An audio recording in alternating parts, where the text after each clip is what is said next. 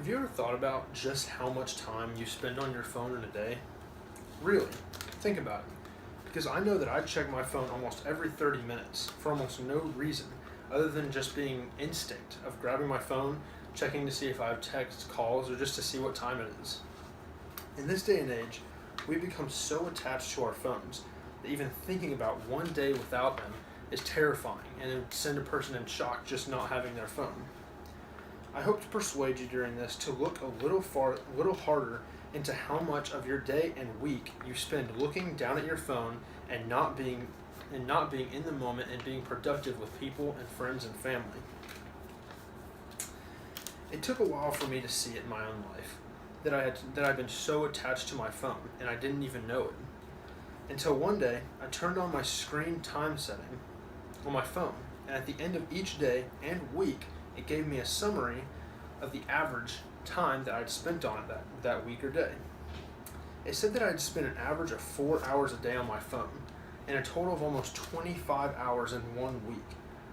It gave me a few other stats that were kind of shocking to me, like how in one day I picked up my phone 143 times, and on average I was getting 400 notifications a week. When I saw these numbers, I was shocked. I stepped back from my phone and I started thinking about all that I had possibly missed in that time that I was on my phone. Almost everybody nowadays has a smartphone. I challenge you, next time you go out to eat or go to class or just anywhere in public, just look around you and see how many people are looking down at their phones and they're not spending time in the moment with the friends and the family that they're with, but instead checking Facebook or Instagram or something else on their phone.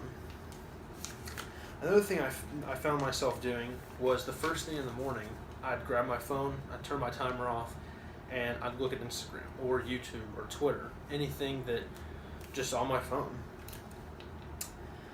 It's not like anything had happened in the middle of the night that I really needed to see first thing in the morning, and that's the first thing that should be in my head is, oh, who posted another Instagram picture, or who has a story on Snapchat. And so I also saw myself, before I was going to bed, I was watching YouTube videos, and 30, 45 minutes of them, or just aimlessly scrolling through Instagram. And so studies have actually shown that if a person is on their phone before they go to bed, that it takes longer for them to fall asleep, it decreases your REM sleep, it makes you more aware of things when you're trying to relax and fall asleep, and when you wake up in the morning, you feel more tired and less alert than when you normally would. Now, I'm not saying that phones are bad. I'm just saying that phones affect our social life and also sleep life. Everyday living with phones is good. It's a great tool. It helps us communicate with people. It helps us connect with people that we maybe wouldn't have otherwise.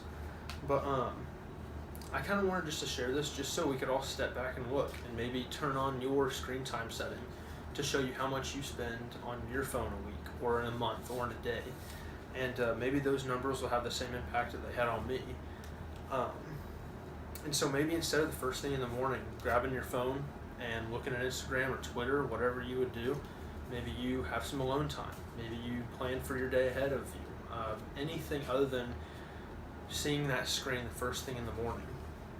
Maybe instead of going to bed and watching YouTube in bed or something, you do that before. And then you set aside 30 minutes before bed for you to not be on your phone, for you to turn it off, for you to put it next to your bed, plug it in, and not touch it for the rest of the night, and then get a good night's sleep. I understand that phones are great tools. I use mine every day, all day pretty much. And it keeps us connected with people, like I said. But I think we should really look at how much time we're actually spending on it and how much it's actually affecting our day-to-day lives. So hopefully this would persuade someone to kind of reevaluate what they do on a daily basis. And yeah, thank you.